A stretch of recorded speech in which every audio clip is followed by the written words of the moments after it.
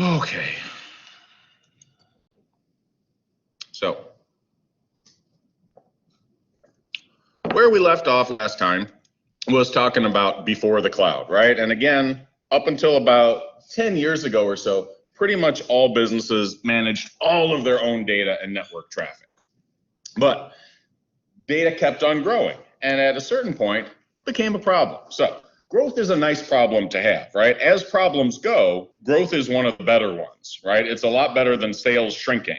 But growth often brings major problems. So again, we talked in the very first lecture, if you can get big and successfully manage the scale issues, you get tremendous economies of scale. But managing those scale issues is not a trivial problem. So number one, any analysis you want to do on your data is going to require more work, right? If you have a larger batch of data and you want to cross-check numbers or crunch some numbers, do some detailed statistical modeling, it's going to be a lot more work to crunch all that.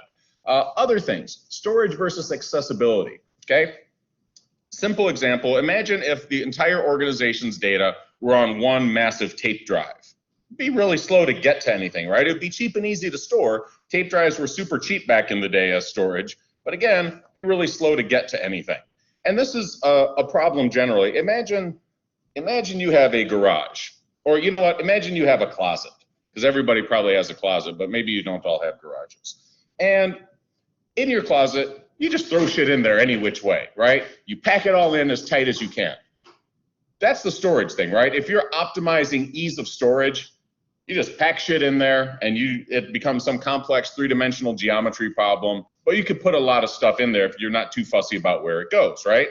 But if you want to keep it neat and orderly so you can find everything, you can't just pack stuff in there randomly, can you? You have to have some kind of sorting system. You have to have drawers or shelves. Things have to have their place. And there's inevitably going to be some empty space in there, right? Some drawers that are designated for one kind of thing are going to be half full.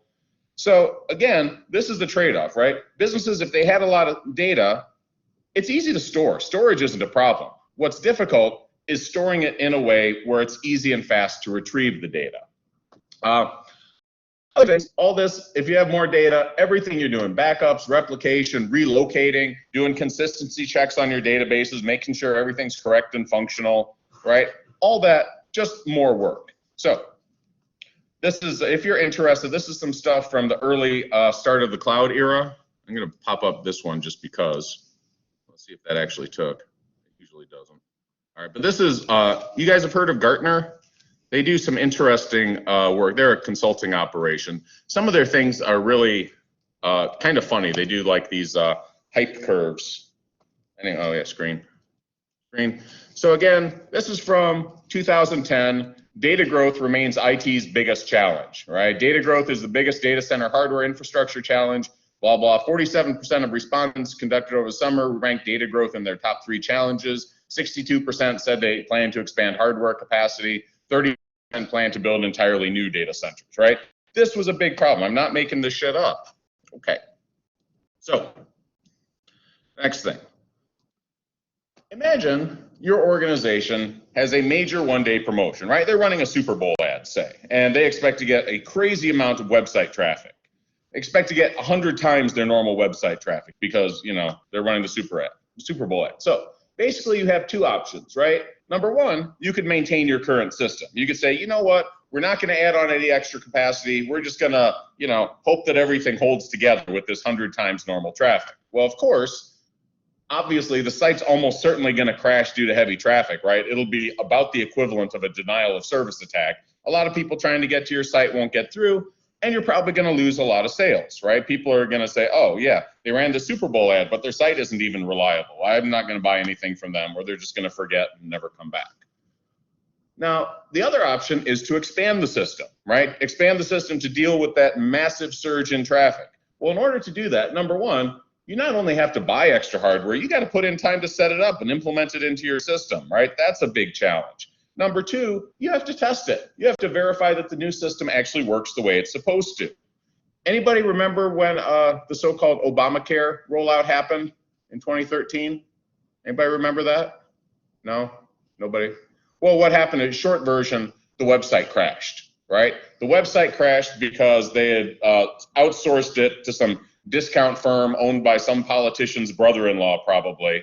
And, you know, their actual plan was to still be doing testing on it while the thing was up and running. So a normal system, you would like, we build this part, we test it. We build this next part, we test it. We build this part, we test it, and you allow time for that. But it was such a half-assed operation, right? 2013, setting up a website, even a large, is not really a specialized skill anymore, right? That's something that a lot of places can do. They ended up forwarding that task to Accenture, where my wife works. So she had a fair amount of detail about all the issues involved. But yeah, that, you know, it's not a good look, right? If you try to set up something big, get a lot of attention for it, then your website crashes, blah. But expanding the system isn't cheap either, right? Because why? Because you've added in all this hardware that you're only going to need for a little while. After that, it's all, you know, it's gathering dust. You could sell it off at some massive discount because you got to get rid of it, or you could just leave it around and keep paying those monthly payments on it while it's gathering dust, right? So you're stuck with all that unnecessary capacity. Obviously, neither of those options is really good, right? Neither of those says, oh yeah, we're definitely, that one sounds good. I'm having some of that, right? So what is the problem? Well, that essentially the issue is trying to find some way for another organization to share their excess capacity with you, right? So suppose you're some organization, you have a lot of excess system capacity, right? You have a lot of available servers, you have a lot of data transmission capacity on your network. So what can you do? You can run other organizations' applications, you can handle their website traffic, you could store their data, right? It's a fairly simple concept as far as that goes.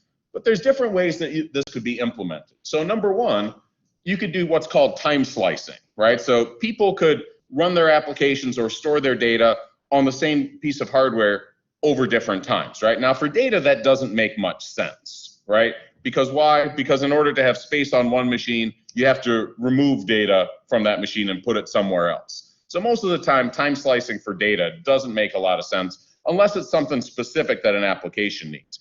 Applications, though, that does make a lot of sense, right? If you have two businesses on opposite sides of the world and they're busy at opposite times of day, it would make sense that you could run applications for one business on most of one set of servers during the day and applications for the other business, you know, on a lot of overlapping servers during the rest of the day, right? So you could kind of time slice that out. And in fact, to an extent, that's what these cloud services are doing, right? You're not renting out specific machines mostly, you're renting server equivalents. And this is actually really old. This has been since just about the invention of computers. So one of the first business type tasks that they did with computers was payroll processing, right? Because payroll processing is tedious, it's routine, it's fairly easy to do, and you really don't want mistakes, right? So it was kind of the ideal task for these early computers.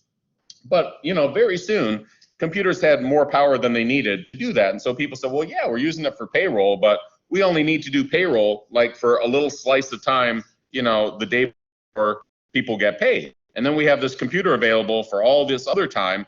Let's find some other things we can do, right? So they'd swap out applications that way.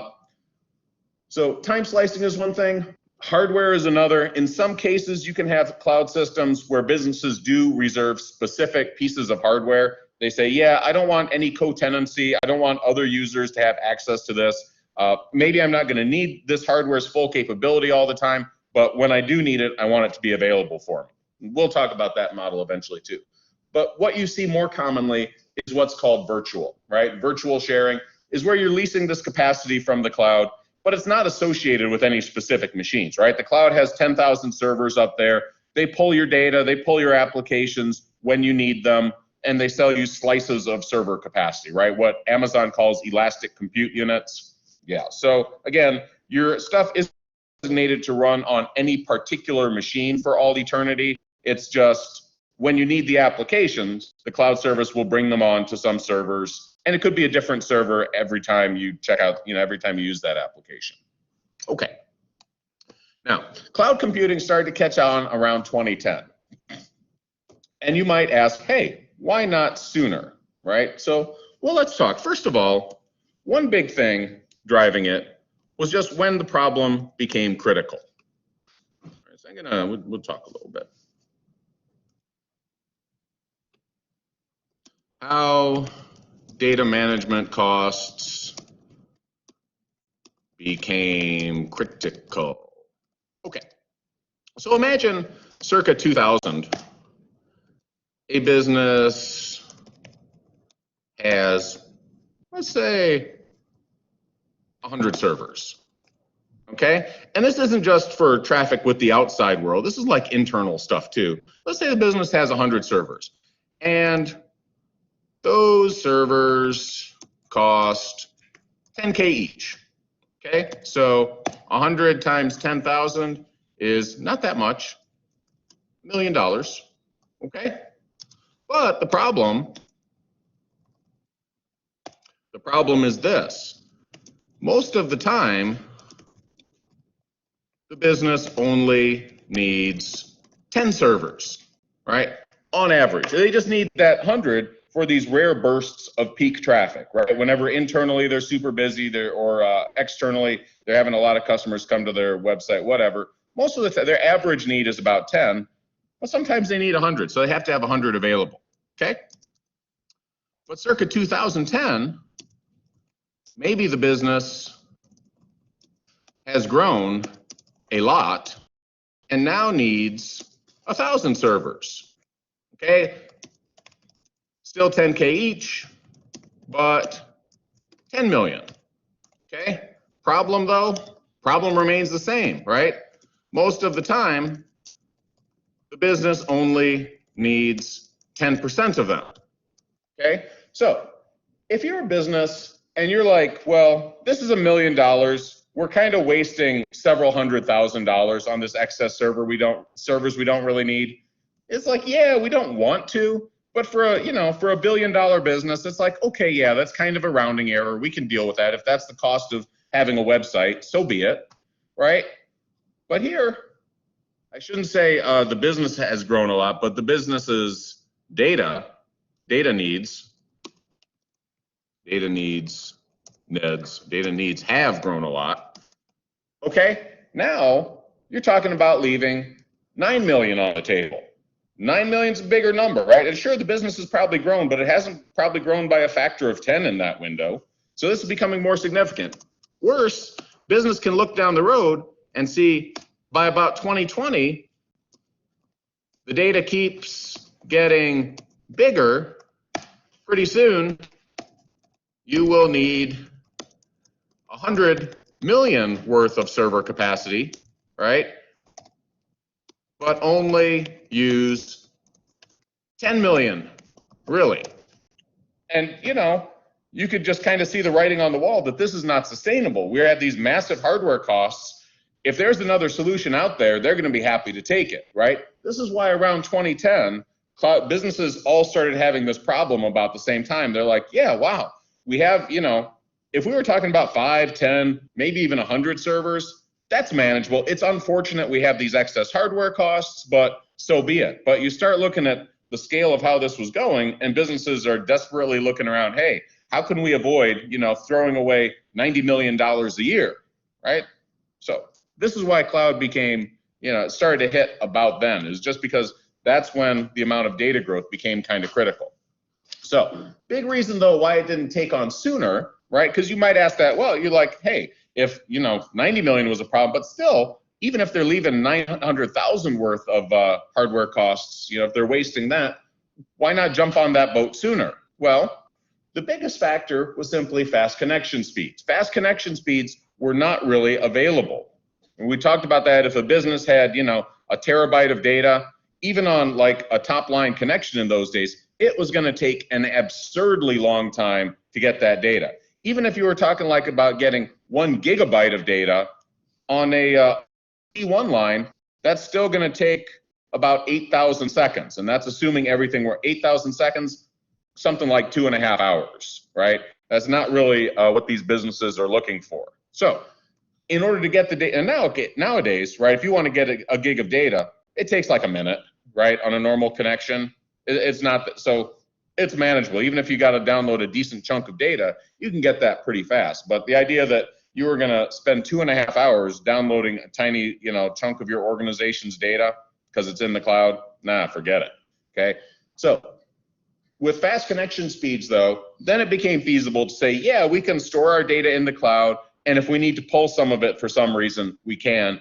And if you're storing like terabytes out in the cloud, and you really, or petabytes even, and you really don't want to have to deal with downloading that, there's other options. One of the things is Amazon can basically, one thing they have is what's called Snowball. Snowball is basically a hard drive in a briefcase, and they can deliver that to you, you know, like a petabyte of data. The other one is Snowmobile. Snowmobile is basically, they drive up a trailer truck to your business, and the trailer truck is packed full of hard drives, and they can, you know, ship your data that way. And even though you say, yeah, 100 petabytes of data in a truck, that's maybe not ideal. It's going to take them, you know, a while to drive the truck to your business, but it's still a lot better than trying to download that much data. So the point is, if you do need to extract all your data from the cloud, there are mechanisms to do it. Downloading is the easiest, right? It's certainly going to be the cheapest, but if you really need to get a lot of data these days, there are other ways to get it. Okay. Now, cloud, of course, is more than just machine replication. So machine replication means you're creating a duplicate copy of your system in the cloud. Okay, so if you have 100 servers in some particular configuration connected to database machines, machine replication would be basically duplicating that precise exact setup, ideally on the exact same machines, exact same hardware in the cloud, right? But if you do machine replication, it's not going to be that good. So you do get some economies of scale just because the cloud is so big. They get purchase discounts on some of that hardware, and they have lower costs of maintenance. You know, it doesn't take that many more network administrators to keep a cloud system running than it would to keep a smaller system running. But the problem is the cloud system will have less control over to put places. So in terms of utilization, you don't get around that utilization problem where you're having like 5 or 10 times as much hardware as you actually need, right? If you're doing machine replication, if you're creating a duplicate system in the cloud, then if you were wasting 90% of your hardware expenses, that's still going to be true when you send it to the cloud. You'll pay a cheaper rate on the hardware, sure, but you're still going to have that 90% wastage. And also, accessibility is probably not going to be optimized, right? Unless your system is absolutely perfect, you know, the cloud could probably come up with some way to arrange stuff better. Now, the advantage of machine replication, though, it's a lot easier to test. Okay, that's really the one selling point, is that if the system works under your own roof and you make a replica of it in the cloud, it should work as well in the cloud as it does on your machines. So again, testing is pretty easy. But cloud system generally is a lot more efficient if you give it more flexibility. So applications, you can break them up into modules, you can deploy their components across different servers, and then cloud has a lot of flexibility for what's arranged where. It can make multiple copies of applications. If there's one application that's a bottleneck, takes a long time, it can put that on faster hardware, for example. So there's different ways to manage this, but short version is, if you give a cloud system the latitude to break up your system and deploy the pieces where they can be deployed best, the cloud's probably going to do a better job of it than your organization does. All right. Cloud attributes, of course. Of course, a cloud system is going to require excess capacity, right? The cloud provider has to have enough capacity that they can rent out of it somewhere. But what else do you need? Well, number one, flexible contracts, right? The whole point of cloud, the real selling point, is that you buy what you need when you need it, right? If there's a little busy interval during the day, yeah, you get 10 server equivalents during that day, and maybe the rest of the time you only pay for 1 server equivalent because you don't need that much, right? That's where the real cost savings come from. And to do that, you need these very flexible contracts. The other thing, it has to be easy, fast, reliable. Any communication that goes back and forth between you and the cloud, or your customers to your system in the cloud, or your business partners to your systems in the cloud, it has to be good, right? If the cloud service is unreliable, temporarily unavailable, if data gets lost due to security failures, yeah, people are going to say, what are we doing here? This whole cloud idea was a bad one. So the cloud services have 5 essential attributes. You should know what all these are. They may reappear at some point in an exam near you. Number one, shared resources, right? The idea that different users are probably going to use the same hardware possibly at the same time, certainly over the course of time. So you might have one server that runs applications for a variety of business clients. Number two, elastic leasing. Elastic just means it's changeable. And the easy way to understand that is you pay for what you need when you need it. So if there's some interval where you need 100 server equivalents, it'll be available for you then. But it doesn't mean you're locked into using 100 server equivalents for the rest of the, for the rest of your contract if you don't need that much. Metering, you need to be able, the cloud system needs to be able to track how much system capacity, how much system resources each client is using. Service-based, we'll talk about that, but in this context, services just mean small modular applications. So instead of having one very large application that all runs as a monolithic unit, like as a single block, you break up that big application into a lot of little applications that exchange data back and forth. And that's what services are. And by doing that, by breaking up the application into those modular components, the cloud can deploy those components where it makes sense. And there's other benefits too, we'll talk. And last, of course, it has to be used on the internet, right? So businesses had various proprietary electronic data transfer, electronic interchange, EDI. That was a thing for a while when internet security was not that good. But of course, everybody just wants to access cloud over ordinary internet, right? It just makes it easier because if you have some proprietary system, you have to share the details of that with all of your business partners. Before another business can easily join you, they have to have access to that same system. It's a hassle. Everybody wants to be using a common internet system. So in practice, to be a viable cloud provider, you have to, be internet based. Okay. Now, of course, the primary benefit of using cloud is that operating costs are going to be a lot lower, right? You're only going to pay for the capacity that you need and only when you need it. And the cloud provider economies of scale, of course, they're going to bring down the cost for all users. Now, one of the reasons people do not fully appreciate why this economies of scale happen, so let's talk. It's not, Amazon doesn't get economies of scale because of Amazon's, uses any kind of special hardware. So I'm going to draw here, this is going to be perhaps a typical business's, this is going to be a typical business's busy time. Right? And I'm just going to say hypothetically, they have a busy burst during the day, whatever it is. I'm going to try to make the curve sort of nice. Okay, this is actually better than I expected. So that's good. All right, look at that. Okay, so this is what the businesses, small business profile. Small business activity profile. And we're going to say peak to average is 10, right? Their peak traffic requirements, activity requirements, whatever, are about 10 times higher than their average. What that means,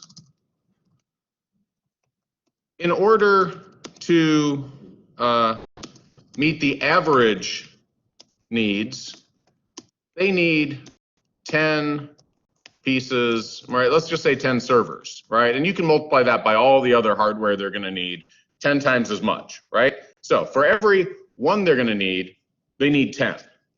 Amazon, on the other hand, Amazon is flat. Because why?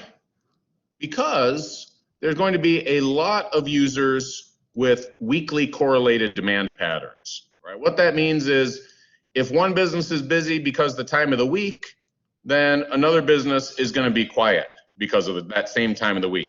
If one business is busy because of the time of the day, other businesses are going to be quiet because same thing because of the time of the day.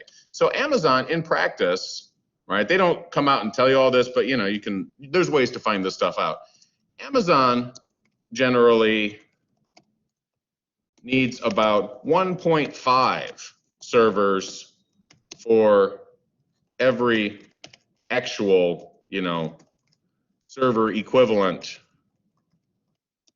required on average. All right, basically peak to average is about 1.5. And just based on that, so you're saying a small business, for every piece of hardware that it needs on average, it actually has to have 10 pieces of hardware. Amazon, for every piece of hardware it actually needs on average, it needs to have about 1.5 physical pieces of hardware. This is where the savings come from, right? Compared to a typical business, Amazon needs a lot less excess. Because why? Because Amazon is so big and its business clients, again, some of them are busy when others are quiet. And even, there's other things. Amazon has basically standby data services. So if you're not too fussy about when something happens, like you're doing some big data analysis project, but you don't need the results for another week, Amazon will push that off to like 4 in the morning, right? When there's not much else going on. So because of stuff like that, because of these weekly correlated demand patterns, and because of the way Amazon encourages businesses to use those capabilities at off hours, Amazon's actual hardware requirements are a lot less than an ordinary business's would be for the equivalent average amount of activity. Okay, that's how it gets a much cheaper rate than businesses could provide for themselves. And again, it's not because Amazon has any kind of special hardware. They use the same ordinary servers and cables that everybody else does. It's just they're so big, they get economies of scale from that. Okay, so that's one thing. That's a very big thing. How the traffic works. And of course, Amazon, any of these big cloud providers, very little risk of traffic overload, right? It doesn't happen. Things that are a tremendous challenge for a small business barely register as a blip for Amazon. Of course, if you buy cloud services, you'll automatically get backup and recovery services. You automatically get the relevant hardware and software upgrades as part of your contract. You don't need to deal with that. And chances are, it's very probable that the cloud service actually has better security than your organization does. Okay. Now, again, to achieve these economies of scale, cloud providers are typically very, very large. I mean, Amazon is absolutely huge. Microsoft is very big. Even the lesser ones on that list are still, multi-billion-dollar cloud operations. So they have a lot of diverse clients with diverse times of needs. And so their demand is easier to smooth, right? It's smoother over the course of the day. It doesn't have these sharp peaks that an individual business will. And because of that, it makes it easier to plan around capacity, right? So if a business says, well, our peak to average is 10 right now, and our data growth is going up 30% a year, there's actually a substantial lead time that you need in terms of you have to order the software and plan your new system and have people available to put all this hardware in. And you have to do that in advance. And so what is a business going to do? They're going to say, well, yeah, our best guess is that the data growth is going to be 30%. But we should probably just, to be safe, we should probably plan that it might be something like 50%. And so, this whole peak to average problem, they're going to have even more excess hardware than they need just because they're not entirely sure about what's going to happen in the future. But again, Amazon, they are very, very big. They already have system growth built into their model that they're continuously adding new hardware on. It makes it easy for them to plan around capacity and system operations. Like they say, oh yeah, we know we're going to be so busy at this time of day. We're going to be quieter at this time of day. We can do the upgrades, the patching, the new software installation, what system testing. We can do that at some of the off hours. So it's easier for them to plan around that. And again, for Amazon in particular, scale advantages build on each other. They compound. So if Amazon is big and bigger than any of its competitors, naturally, its competitors aren't going to be able to smooth demand that well, right? If the real thing that's driving this is just size, right? Microsoft isn't as big as Amazon. Google isn't as big as Microsoft. Yeah. Number two, the overhead costs become relatively small, right? You can put it in one warehouse. You can have a few security guys watching it. You have a few network administrators, right? The amount of overhead you need becomes a smaller and smaller fraction of your system the bigger it gets, right? Even if you have just one server, you're going to need a network administrator and a few security guys, right? And finally, because it's bigger and you can sell the stuff for cheaper, well, guess what? That cost advantage means you can undercut your competitors. You can sell the same service for cheaper, meaning customers, all else equal, are probably going to come to you to save some money, which means you're going to keep on getting bigger, right? So all these advantages of scale keep on building on each other. Okay, now the models for shared resources, right? So these are back to some of our 5 points about cloud. Shared resources, the first one. Different models. Number one, public cloud. So when people just say cloud, by default, they usually mean public cloud. And what public cloud means is that the service is open to any customers. Basically, anybody can show up, create an account, start paying to have their stuff in the cloud, and that's fine. The danger, it's a small danger, but it is a danger. Data is not guaranteed to be isolated from other users, meaning if you're running some application on a server or you have some secure data that you're looking at on a server, there is a possibility that bad guys might find a hack and be able to access some data, in particular when it's right there on that same machine. I don't know, did you guys ever hear about the iCloud hacks about around circa 2010? I know some of you have, because the main public consequence of the iCloud hacks is that a lot of very famous people had nude pictures of themselves posted all over the internet, right, that were lifted. So now you're like, oh yeah, I remember that. Okay, yeah. Anyway, so that's essentially what happened, right? There was that co-tenancy issue. People were, uploading their pictures to the cloud somehow when they were sharing it with their boyfriends, girlfriends, swinger friends, whatever. And the hackers said, oh, we found an exploit. We can grab basically all the data that's on this server and download it. And, we'll just poke through and we'll say, oh, look, there's, what's her name? There's Jennifer Lawrence, or there's Scarlett Johansson, or whoever. So yeah, that was some of that stuff.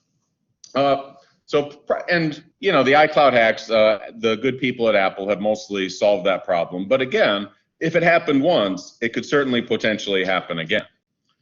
Other one, private cloud. So private cloud is where the organization, the user, has exclusive usage of that cloud system.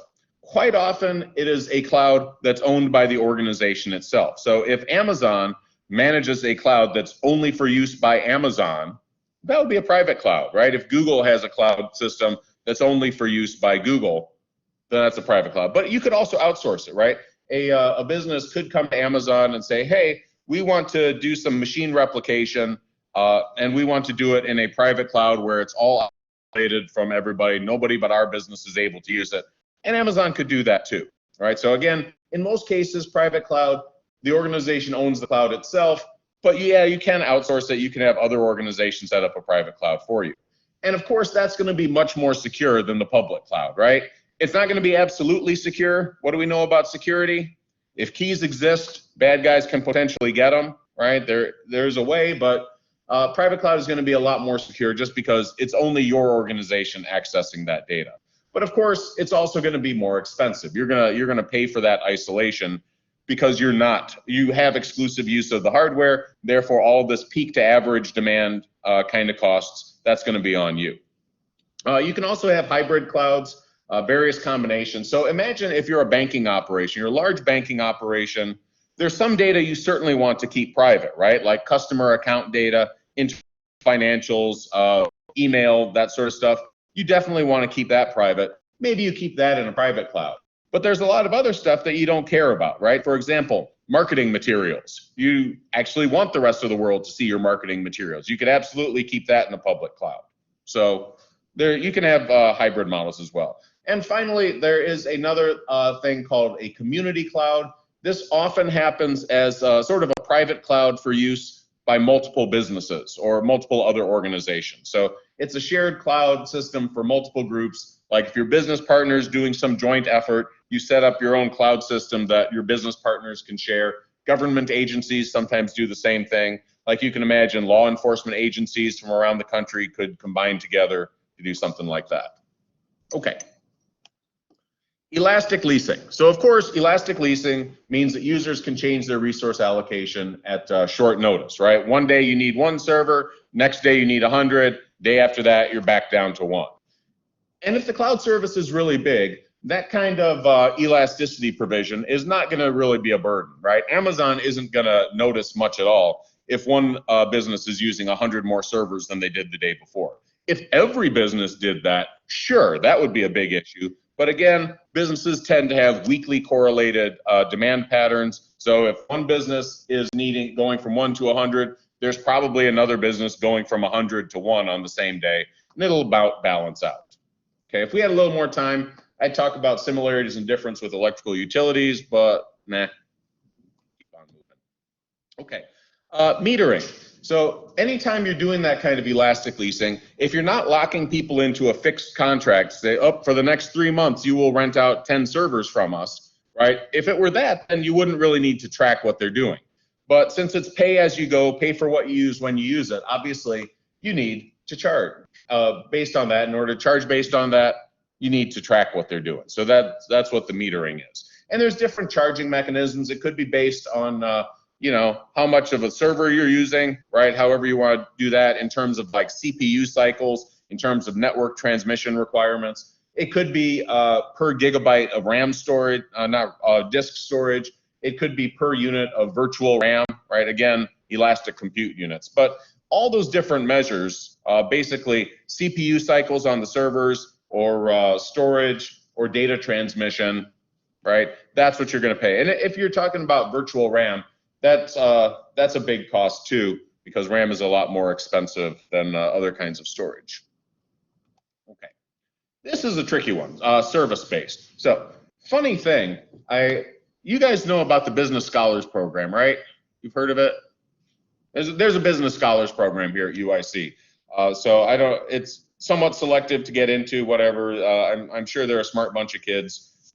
That's fine. I'm sure you're a smart bunch of kids too, so whatever. But anyway, the business scholars, right? They put that name in there, and you know it is a selective process, so you expect them to be a little bit more on the ball than average students. It's a funny thing, when I first started teaching about this, I'd include short answer questions, right? Not in the big section like this, because I am not gonna, you know, grade by hand 450 sets of short answer questions. But for that little class of like 30 or 40, I was like, yeah, I'll put in some short answer questions. Let's see what these kids know. And one of the questions I would ask is, you know, what is a service? So we had this whole thing in the lectures about what's called service-oriented architecture, and I would do that. And then there's this very simple question, what is a service? And like 2/3 of the kids missed it. I was like, oh. So at that point, I realized I need to spend more time talking about this. So cloud systems are built on a foundation of what's called service-oriented architecture. So services, they're small independent applications, standard inputs and outputs specified by interfaces, and applications and business units get built around them. So let's talk about how this actually works. Screen. Okay, try to get that. Okay, so imagine you are Amazon and you have this massive, massive process for getting customers to buy stuff, right? And there's a lot of stages that they go through, and I'm gonna draw some boxes to indicate that. Now, if you have a big monolithic application, right, where you're gonna have sub-processes in there, but the problem is, if your application is structured in a way that's not modular, you can't be sure that if you change one of the colored boxes, which indicates a sub-process, you can't be sure that changing one of those will not have an impact on the whole system, because that's just the way coding works, right? You have, in order to be sure that changing one thing doesn't have an impact on something else, you kind of have to isolate it and basically make it into some kind of layered stack where the outputs from one process become the inputs to the next process, and it always goes through that sequence of events, okay? So what Amazon would like to do is take out all of these different application modules and say, no, we're not going to have it in this monolithic application housing. Instead, we're going to take these components out. We're going to say, you have this piece and it's separate, and you have this piece and it's separate, and you have this piece which is separate, and so on. And once you've designed them in this very modular way, you have some positive consequences. The biggest one is that not everything has to be located in the same place. So you can have different systems that are running these different things. So for example, you could say, this is the credit card validation process. And I might have an internal one at Amazon, but I might also be able to do any number of external validation processes, right? I might be able to, I'm going to try to do a little box here. You might be able to do it in other places, or you might need extra copies of it, right? So one possibility is that, sure, you go through the regular process, but another one, you have this kind of option of going here, right? This is the advantage of the service-oriented architecture. By breaking up your application into little modules like this, number one, you have flexibility on how and where you deploy them, right? You can change the kind of hardware they're running on, you can change the physical location of them, all those kind of good things. Number two, because these things are module, you can make changes to the module as long as it doesn't affect the interface, as long as the data is received in the same format and the output are sent out in the same format, it's not going to affect anything, right? So it's a lot easier to make changes to modules and be secure that you're not going to wreck your whole system by doing that. The third thing, for a lot of businesses, this provides options to change out modules. So one of the examples was Intuit. They do tax software, but they do a lot of other stuff too around financial applications. One of the things they did is they wanted to implement some kind of natural language search feature for users. So users could very easily find what they were looking for. And if they didn't have this kind of service-based architecture, they basically have to figure out what they were going to do, have to figure out a way to implement it into their existing system, test everything very carefully to make sure they didn't wreck everything, you know, and it could take literally years. That could be like a 2 or 3 year process. As it was, there were a number of options available for these kind of natural language search tools. They tried out a few of them, they picked one they liked, they implemented it as a service, right? And because it just takes text as input and sends the output, you know, somewhere to some other process to look through into its files, it was very easy to implement, and they did it in just a few months. So service-oriented architecture, this is the idea. Instead of having a big application where everything is, you know, kind of tightly tied to everything else, you break up the application into modules, and you get a lot of good benefits from that. Flexibility in deployment, flexibility in structure, ability modules from different vendors. Okay? All right. And again, services, small independent applications. Instead of having one giant big application, you have a bunch of small ones that sequentially achieve the same output for a process. So that's what a service is. Okay. And that's, you know, stuff that I called there. So what makes an application a service? Well, number one, the components work as modular objects, right? They exchange data over networks. They have standard interfaces for inputs and outputs, right? They accept a standard format for their input. They produce a standard format for an output. So think of it in terms of, for example, a standard transaction. You would have a standard format, right? You would have the user information, the credit card information, an address, some link to some invoice object of all the stuff that's going to be purchased, right? Certainly an amount total. If you have fraud detection, you might need to know what the specific items are. But that sort of thing, right? A very specific format for what the inputs are. And web services are essentially those mechanisms that allow the applications to communicate over the internet with standardized interfaces, right? So services, these small modular applications. Web services are, you know, services that are deployed on the web. So, if you're interested, there's a very simple one here with XML. You can just enter in a number and convert from Fahrenheit to Celsius or Celsius to Fahrenheit. And you want your web services to be platform independent, right? So typically, an older system would have used XML. Newer system probably is going to use JSON.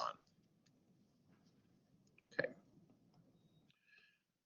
Now, as far as how this stuff gets implemented, once an enterprise adopts service-oriented architecture and web services as their standard, again, becomes a lot easier to divide applications into components. If you build your applications in the first place thinking, hey, we're going to have to deploy these as services somewhere, you're going to design that application differently than if, you know, you designed some big application in 1990 when everything was client server and nobody was thinking about sending stuff to the cloud, right? You're going to build it as services from day one.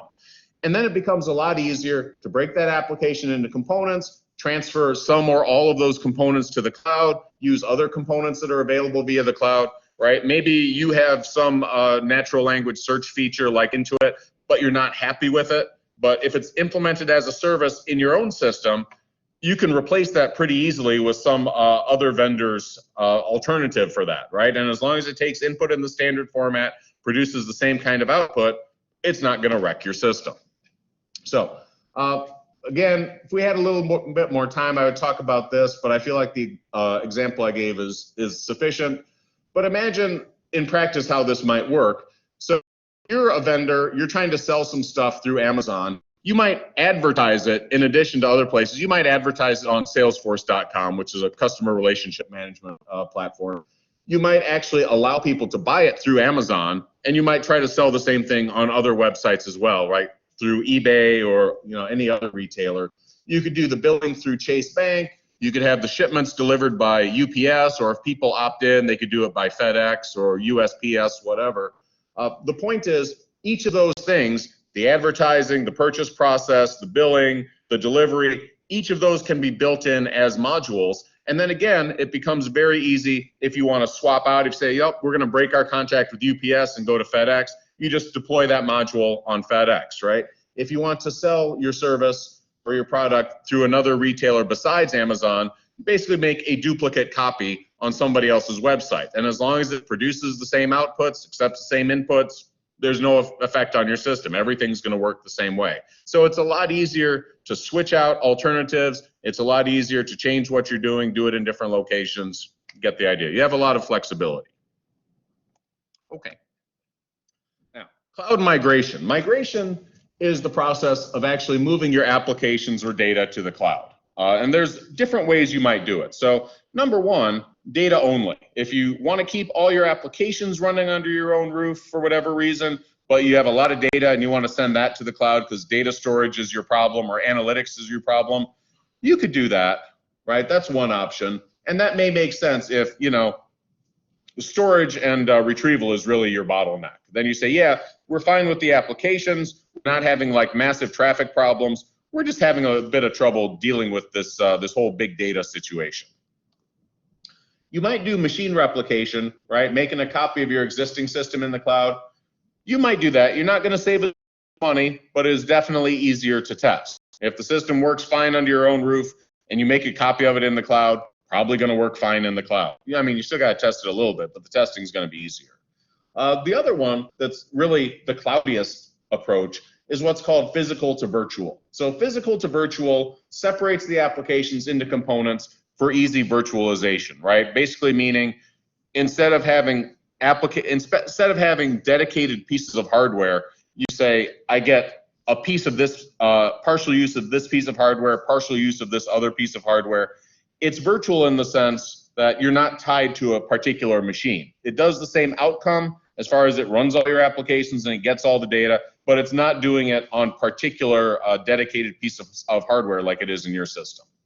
Okay, and the nice thing about physical to virtual, it works well with cloud design, right? Cloud has the flexibility to deploy the pieces where it needs to and in the quantities that they're needed. The difficulty is it is going to require a lot of testing. There may be dependencies still existing in your system that you're not fully cognizant of. The classic example for that is if you have a big database system that certain queries that you do a lot run really well just because it happens that the data is co-located on the same machine. And because of that, it's easy to dump all those contents into RAM and run the queries fast. But again, you put that in the cloud, if you're doing this physical to virtual, they may no longer be stored on the same machine. And you may find that, oh yeah, the stuff that we thought was going to work great, suddenly, whoop, doesn't work great. And of course, data growth. If the system is in the cloud and you have it there for a few years and the data keeps piling up, right, again, you may end up with that same kind of overflow problem where, again, queries that used to run fast because the data was manageable, now the amount of data is so large, it's all stored on different machines, and trying to do the same queries in the same way is no longer feasible. You need some kind of smarter approach. Anyway, limiting factors, what happens to your organization during migration or if migration fails, right? Once upon a time, this was really a very big problem about shifting to the cloud because, organizations kind of felt, well, we have to put everything on hold while we're sending all this to the cloud.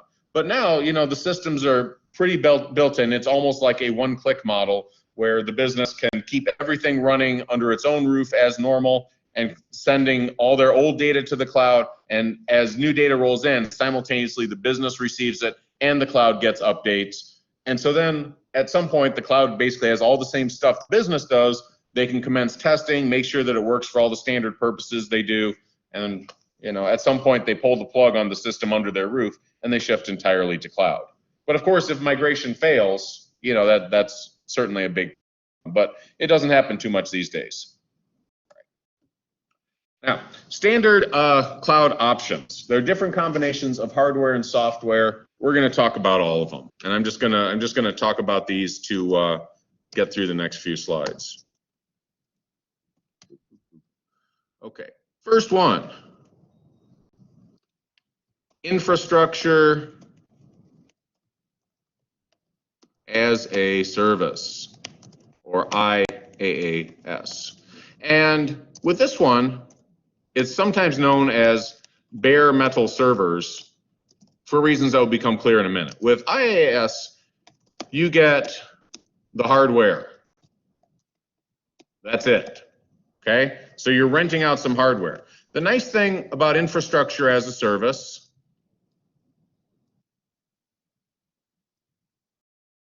you can deploy any operating system in any version, or even a custom operating system if you want. And same for applications, right? You can run anything on there. But the downside, this is not for novices and may require substantial management effort, right? Most of us, we get a machine, we want an operating system on it right out of the box, right? Yeah. I mean, there might be special cases where a business really wants this, or they can handle all those headaches themselves, or they need to use some specialized older operating system. Yeah, that might be suitable, right? But again, even though it's the most flexible, certainly is going to produce the greatest management headaches. So the next one, do that in orange. Platform as a service. And the reason why I'm putting this in a box around infrastructure as a service is because you get hardware like infrastructure as a service, plus an operating system, plus maybe a vanilla database app. Okay, so for example, if you're going to Oracle's cloud system, Oracle, their business is relational databases. They're going to give you their plain vanilla database system. They'll throw that in.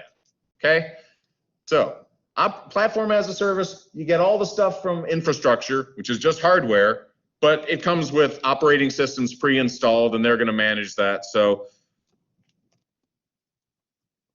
with platform as a service, someone else does operating system work like installation and patching. You can install any applications, even custom ones, on the hardware. Okay, so platform as a service makes sense for if the business says, yeah, you know what, we have these interesting custom applications, we've built them in-house, whatever, we want to use these. We don't need to design our own operating system. I mean, who does that, right? But we definitely, yeah, sure, we'll take the systems, you guys handle the patching, all that, whatever. So this is easier to manage, but it still provides some flexibility. Last one, software as a service.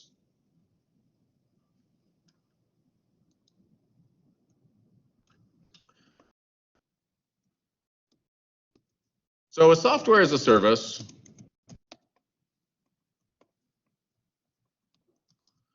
you get the machines, the operating system, plus typically a suite of applications.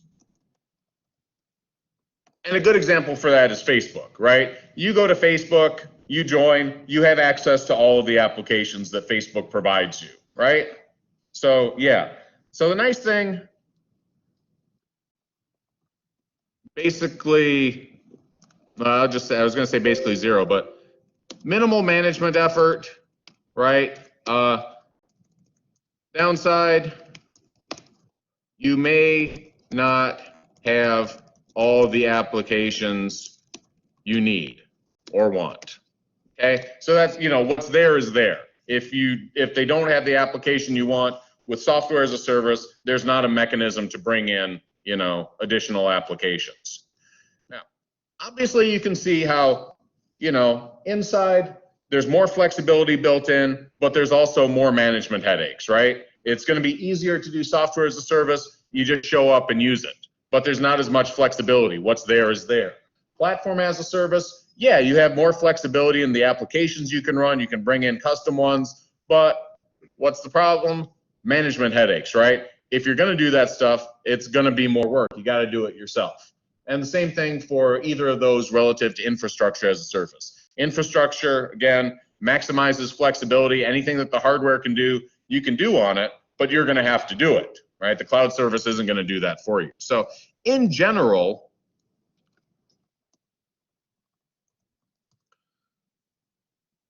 for costs, infrastructure as a service should be cheaper than platform as a service, which should be cheaper than software as a service. But some providers have additional revenue streams, right? So for example, Facebook's software as a service, and it's free to use, right? Why is it free to use? Because they make money off of you, right? So even though you're not paying anything up front, well, yeah, Facebook is making money off what you do. They're selling that service to advertisers. It is what it is, right? Same thing for Google, right? When you join Gmail, you get that access to what's called G Suite, that whole set of things like Drive and everything. Yeah, but you know, Google's in various ways making money off of all of us too, right? So again, free to use, but they're making their money there somewhere. All right. Okay, let's move. So here, you know, I talk about infrastructure as a service, talk about platform, talk about software as a service. Yeah. Okay. Now, as far as comparing cloud vendors, this is an interesting thing too. So cloud services are not necessarily terribly expensive, or at least in terms of what businesses are used to paying. I mean, if you as an individual go look at what it costs to set up even a very basic Amazon Web Services account, you'd be like, oh shit. But for businesses, they're like, yeah, you know, a few hundred a month, whatever, that's fine. We can do that. But the problem with cloud services, number one, the vendor selection process can be lengthy, right? If any of you have ever worked in any kind of corporate environment, there's a whole lot of rounds of approval that typically need to happen before money gets spent, right? It's a long series of cover your ass operations. If you're a small business, you know, and you're like the guy who owns it, you can just say, oh, yeah, this cloud service looks good, we're going to do it, right? But if you're a business that has layers and organization and stuff, it's going to be more of a headache. Number two, it is difficult to learn about differences across cloud services without directly experiencing them, right? You can read reviews, you can look at what other businesses have experienced, but the problem is different problems and different successes are going to affect different businesses differently, right? So the other thing, if there are intermittent problems, for example, suppose there's some very serious problem that really ruins your day that occurs in like 10% of cloud deployments of businesses of your kind, right? So basically, there's a 10% probability. So even if you find a bunch of businesses like yours that have used that same cloud and you review like 10 of them, there's a pretty good chance that none of the businesses have experienced the problem, in which case you're going to be like, oh, there's no problem. You're going to be unaware of that 10% risk. And there's also a decent chance that more than one has experienced that problem, in which case you're probably massively overestimate the risk. And when you multiply that by the number of things that can potentially go wrong, and you apply that same kind of thing, it's going to be pretty pervasive that you're going to very often guess wrong or high about a number of these potential cloud problems, right? You're not going to be able to get a full assessment of all the risks just because of small sample size. Other things, because cloud, you know, again, the details are hidden from the outside users, which obviously makes sense, but because of that, you can't be fully aware of their security policies. You can't be fully aware of what technology they're using to keep your data safe and backed up and everything like that. And so again, even though you'd like to say, gosh, wouldn't it be great if there was some sort of consumer reports review out there and we could learn everything we needed to know about the cloud service before we show up and start using it? Yeah, that would be great, but it's just not going to happen. Now, of course, ideally, you would have some sort of standard for comparisons. And way back when, there was a paper about, I don't know, like 10 years ago where some research guy said, basically, here's a list of all the things that we'd like to look, right? We'd like to be able to see about cloud services. We'll talk about them in a moment. But the thing that businesses see right up front is they see the costs, right? Everybody can look and see, yep, this is what the cloud costs. So that's the first thing that, you know, for a given batch of hardware capabilities, businesses can look and fairly easily compare that. And the models are, number one, usage-based. You only pay for what your applications actually do, and that typically means that the resources are going to be shared with other users. On the other hand, there's the time-based, which tends to be you have exclusive use of a set of resources. For example, you have exclusive use of a set of servers over a given time. But that means, you know, they're exclusive to you, but again, you pay for the time, right? So you say, well, yeah, we're going to pay for 100% of this system's capabilities over the time that we're using it. Now, if you want, you can look at some of these real-world cloud pricing options. So I have ones there for Azure, for AWS. You can look at that, and you'll see once you dig into it a little bit, it's actually pretty complicated. There's a lot of options, you know, as far as server types, as far as RAM availability, as far as priority levels. Amazon has a thing, like I said, basically the cloud equivalent of flying standby. So one of it is where, you know, you're paying where you actually use it. You get it right away. And the other is, yeah, this isn't super urgent. We'll pay a lower price and you'll get this stuff done within 24 hours at a time of your choosing. Anyway, so cloud service rates, again, very often complicated to compare even for single vendors. They're typically apples to oranges comparisons in terms of hardware, software. You get a little bit of different stuff, so it's not going to be an exact comparison. And there's a lot of different variables, and a lot of those variables might actually be hidden because you don't know exactly how all of it comes together for cloud. So in general, as far as the information you have, it's usually a better idea to consider cloud services in terms of fit for your organization. That is, does it provide all the services we think we need, right? And does it seem to offer good performance for the needs that will typically arise for our organization? So not so much, you know, if you're comparing cloud services, don't look in detail and say, oh yeah, you know what, this is like 50 cents more per gig of RAM that we're going to use. The bigger question is the cloud service going to give you everything you need? Because shifting to the cloud is almost certainly going to save you money as a big business relative to doing it yourself. Okay. And there are a bunch of other broader quality of service measures. Like I said, I lifted this list from a research paper about 10 years ago where a guy said, here's all the things that we'd really like to see in cloud, right? And if you can get more comparisons on them, that's great, but I understand we're not going to, but this is basically a wish list. So things like accountability, verifying that, you know, the cloud service has been audited primarily for security, agility, the ability to implement new features, and how sharp turns that the cloud can make in terms of elasticity. For example, for a smaller cloud provider, it might not be feasible to jump from 100 server equivalents one day to 1,000 server equivalents the next day. For Amazon, yeah, sure, that's going to be feasible, right? But if you're a smaller cloud provider and you're kind of bumping up against your limits, you might not be able to pull that one off. Obviously, costs, that's easy to understand. Guarantees, you know, problem resolution, that sort of thing. You'd like to have a good track record for that. Performance, simply, you know, what's available there, how fast is the service, how fast are the network connections. If I run a query in the cloud, how fast am I going to get the results, things like that. Security, is security good? Are they doing regular assessments? Have there been known security failures, you know?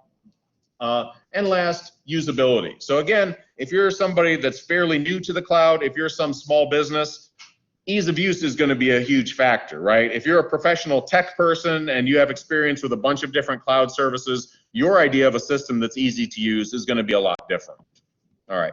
Last thing, and again, these are like, again, big picture type things. The more data you can get on this, you can better figure out, is this particular cloud service a good fit for what we need? For example, if you're a business that does a lot of financial work, that privacy is super important, then obviously security is going to be a very huge issue, right? If you're, on the other hand, a marketing operation where you're making commercials and you want to have the commercials available as advertisements for other websites, yeah, security is less of a concern, right? Obviously, you don't want people going in and tampering with your ads, but you're not too worried if somebody takes a peek at them.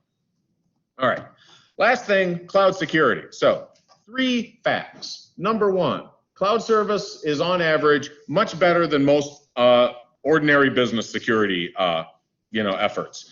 However, fact number 2, cloud operations are not invulnerable, right?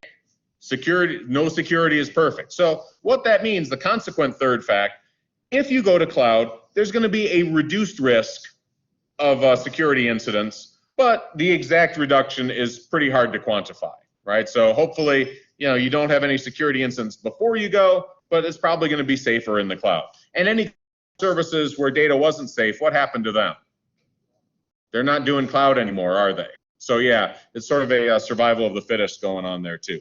Now there are some cloud-specific concerns though that are unique to cloud. Number 1, data leakage. If bad guys are getting access to your data somehow, how would you know? You kind of can't, right? You have to trust that the cloud is on top of that. Number 2, improper cloud configurations allowing other tenants access, right? If you have co-tenancy on this machines, you have stuff like those iCloud hacks happen, it's a known concern, right? But more generally, anytime you have multiple people doing stuff on the same machine, there's the possibility that somebody in security missed something and there's a gap. Finally, deletion assurances, right? You guys have heard about Snapchat, right? You know about Snapchat. What's the special feature of Snapchat? What makes it unique? What's its selling point? Yeah, everybody knows that, right? The messages go away. Was it 30 seconds or something?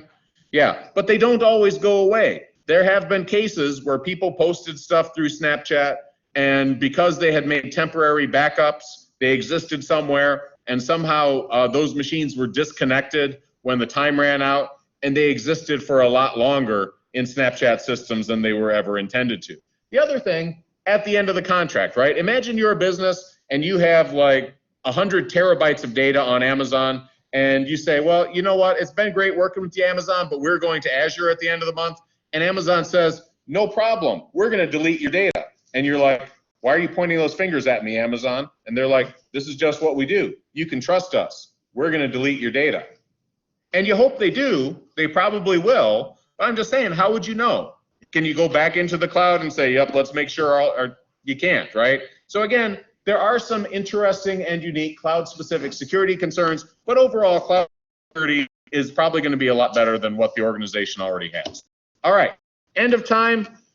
Have a good weekend. Tuesday will be the review session, and I'll see you all then. Or I'll see many of you then, I don't know. Yes? Nothing? Okay. Good question. Okay. So you said your wife works for Accenture? She does. What is her title? She is a senior manager. Like analyst or? Analyst is like a lower. Right. Yeah. Like overlooks. Yeah, she has a bunch. She overlooks